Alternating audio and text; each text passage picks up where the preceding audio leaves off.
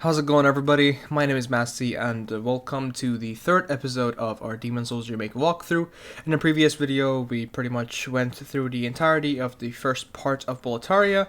We've killed the Nexus, sorry, the Phalanx, and we are ready to go back to the Nexus and level up. If you've noticed from the past videos as well, my English does break, and that's obviously because I am not a native English speaker. So my English does absolutely break, and for me specifically, I have a problem saying words like world, because saying R and L together is just a pain for me for some reason. Anyway, I'm gonna exhaust this guy's dialogue and talk to the maiden in black. Once you talk to her, if you want to level, she tells you to pretty much go all the way up and talk to the monumental. And once you are done with talking to the monumental, she will start leveling you up. So keep that in mind. It's a long way up, but we got to get there anyway. So once you talk to the monumental, you pretty much, or I'm not sure if it's even a he or she. They talk about the, the origin of the Nexus and how they imprisoned the old one or something like that. So we accept the mission and continue on this way to pick ourselves up a Stone of Ephemeral Eyes. This is the consumable that I mentioned in the first video, and it's pretty much the one that gives you back your body if you use it. There is a limited amount of them in the game, so you have to be careful about how many you use. So keep that in mind. Once we are done with the whole talking thing, you can turn left and start going down again.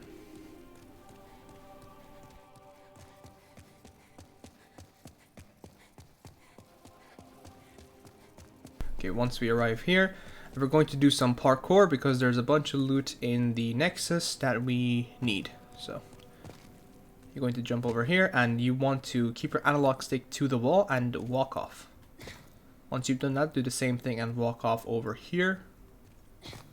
Once you have done that last walking off, you have to walk off one more time to fall onto this ledge and pick up the new moon grass. Now you have to go to the other side and do the same thing but for the other side.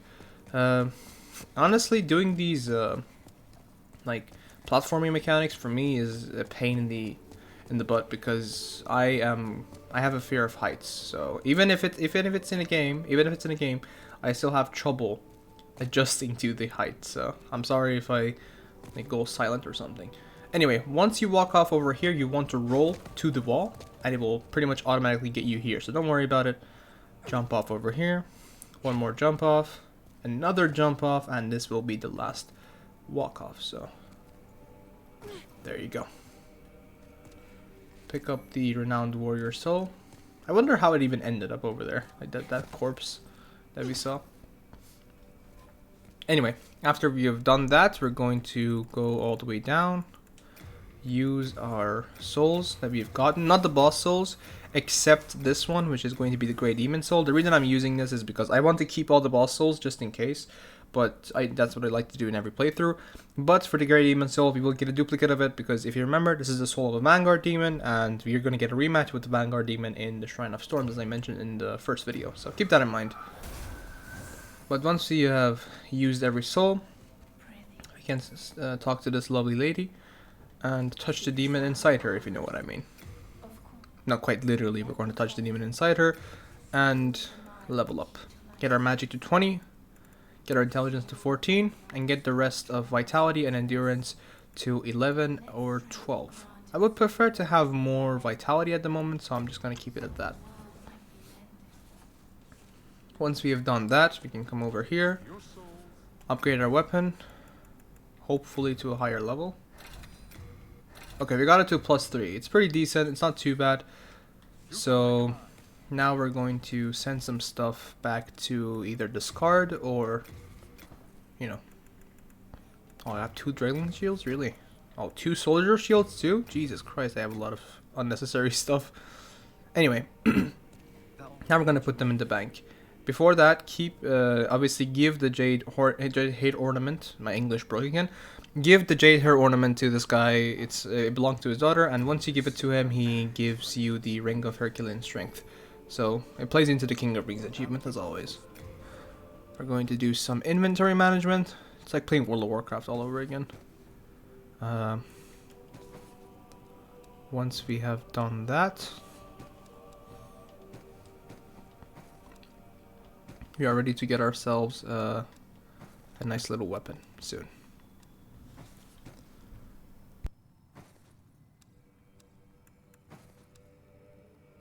I'm not going to be using the wizard set anyway, so might as well put it in the bank. And now we are pretty much ready to go to the, not the next zone, but do a little sidetracking.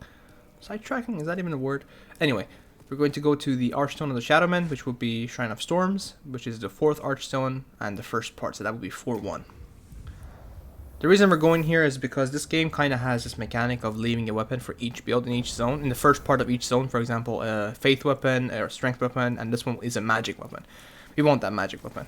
Be sure to have your thief ring equipped, and keep out pretty much hold up your shield and yep. There we go. You want to hold up your shield, make them with an attack, and then do a little... Oh my god, this backstab, please. Again, it's just not doing it. Where is he? Where are you going? Okay. Anyway, I don't know why the Sword of Ephemeral Eyes has taken over, but I'm gonna put back my Crescent Moongrass. Okay. Pick the half Moongrass up, and do the shield thing again. The reason I'm putting on the Thief Ring is because not only you might be shot at by Manta Rays that are in the air, these guys are pretty annoying to fight against in a 2v1 situation, and Thief Ring reduces the aggro range, so you're able to pretty much pull one of them at a time.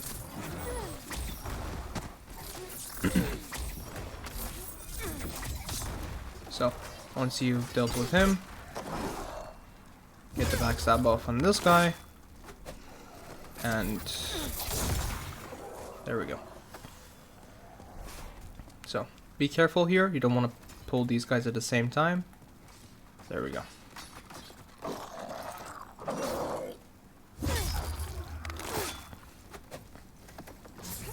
Okay, that is perfect. And now with that out of our way, we can...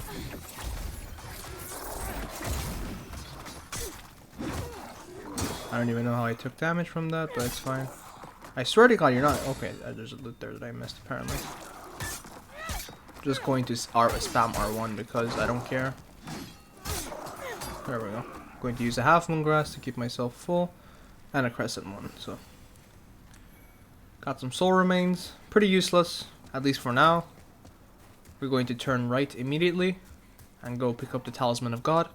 And be careful about the archer boys on top. They're gonna shoot you. I just don't like skeletons in any Souls game. I hate the part where there's like skeletons. Dark Souls 1 Catacombs, it's just a pain. Dark Souls 2, I guess Dark Souls 2 doesn't have that many skeletons. Like it's just right before Harvest Valley. Anyway, you're going to not continue there. That is the rematch that I talked about, the rematch with the Vanguard Demon. You want to turn left over here and be mindful of the trap. So either keep a shield up or rush to the left. I'm gonna keep a shield up for people who don't want to rush, so there we go. What you want to do is go over here, and there will be a big boy skeleton. You don't want to fight him, you just want to wait for him to whiff an attack, dodge it, and go pick up the loot that is behind him. Once you have done this, you're pretty much good to go. We got ourselves a Crescent Falchion, and we are ready to fight some evil.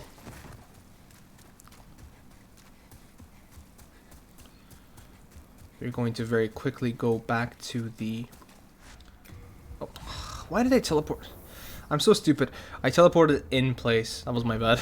Anyway, we're going to teleport back to the Nexus and go to the second part of Boletaria, which would be 1-2.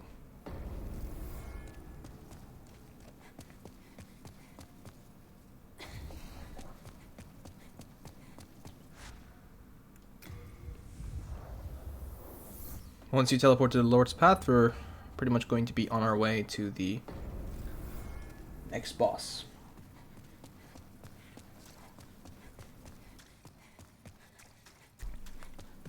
So, these guys, although they are hiding behind the shield, if you're building the Crescent Falchion, you're pretty much going to be able to hit them regardless of if they even have their shield up or not. So, have that in mind. I'm going to very quickly hit this one in the shield so you see how much damage I do even if I hit them in the shield. It's pretty good, pretty strong. I'm going to go over here first. I'm going to talk to Ostrava, who needs our help yet again. He needs help, so we have to free him. So keep that in mind. This guy, we just pretty much get this guy out of trouble every zone we go in Boletaria. Anyway, we're going to go all the way up here. Get this dude. Pick this up. Once you have done that, you're gonna go over here and pick up one more piece of loot that is up here. And be sure when you're in this zone to have the flame resistance ring just in case you mess up and get hit by the dragon's flame, because the dragon gets very annoying in this zone. So we're going to try our best to run past the dragon as fast as possible. So be careful here. What I want to do is pretty much rush in so the dragon gets here faster. As far as I remember, I'm pretty sure the dragon could walk here faster or fly here faster if you rush in. There we go. You have time to loot these, and even if you get caught and you're feeling a little bit ballsy, you can just try your best to iframe through the flame stuff. But there's no need for him right now. I can just pick up everything, and I have enough time to go to the next part. Before going...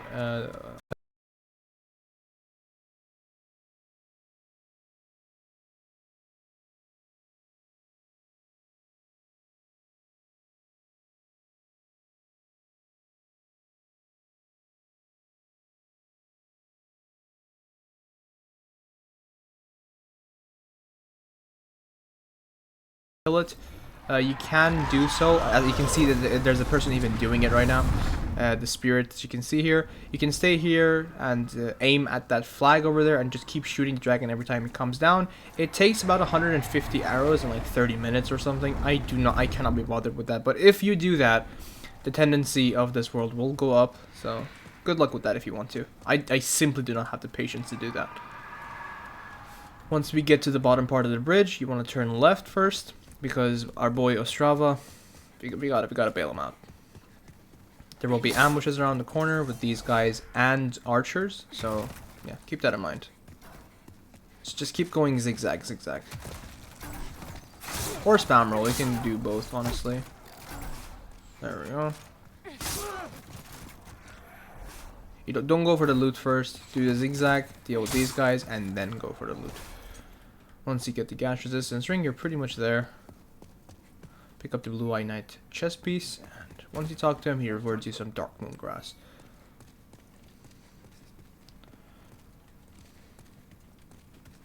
Okay. Once you have exhausted his dialogue, you can... I mean, that's just something that I like to do. You don't have to exhaust his dialogue, but keep that... it's just me exhausting the dialogue because I have to do it in every NPC for some reason. Kind of an OCD thing, I guess. Anyway, this is where we came down from, if you remember, and now we're going to...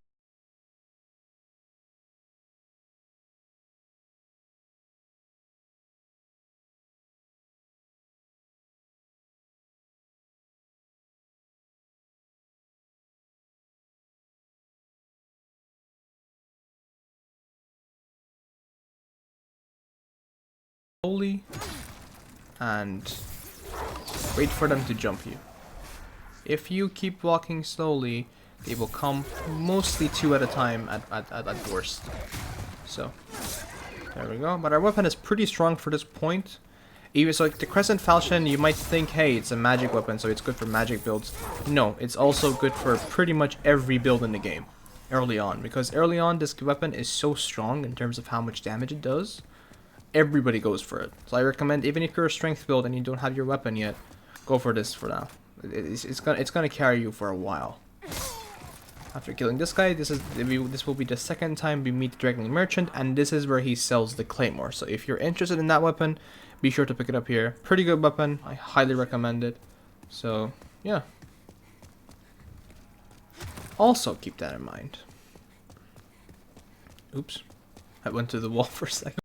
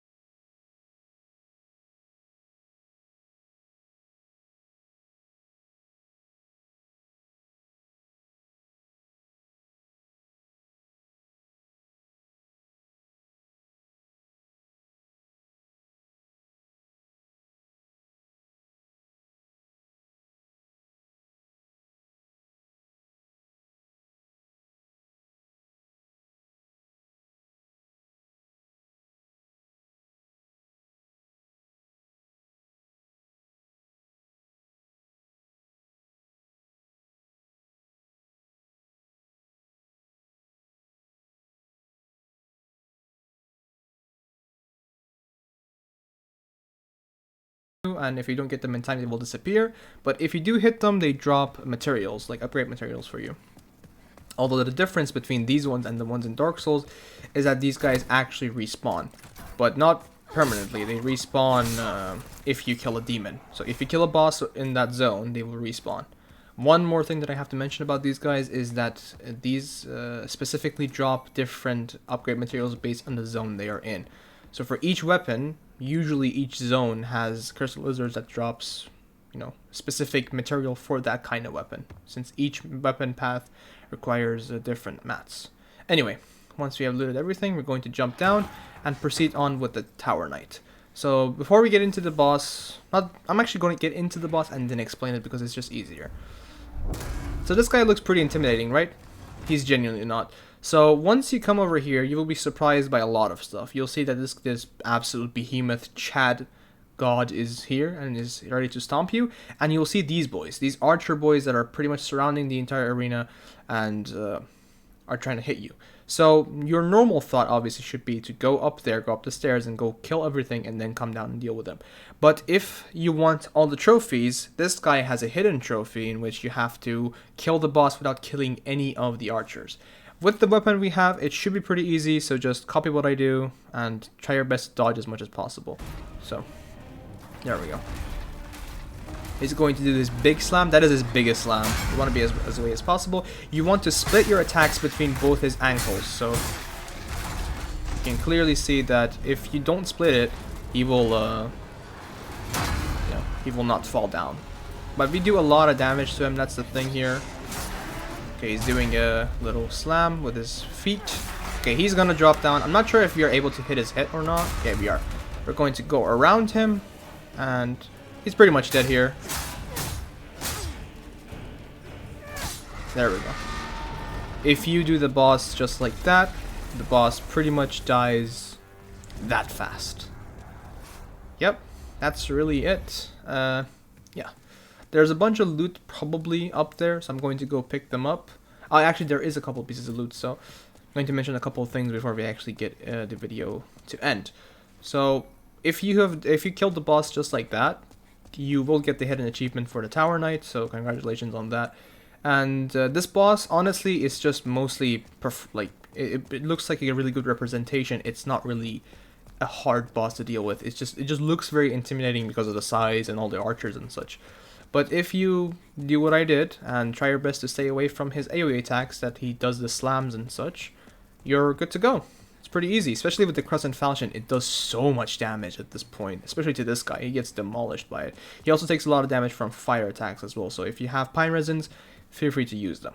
Anyway, on that note, I'm going to end the video right here, and yeah, I hope that you guys enjoyed the video so far, and if you did, be sure to leave a like, and I will see you guys in the next one.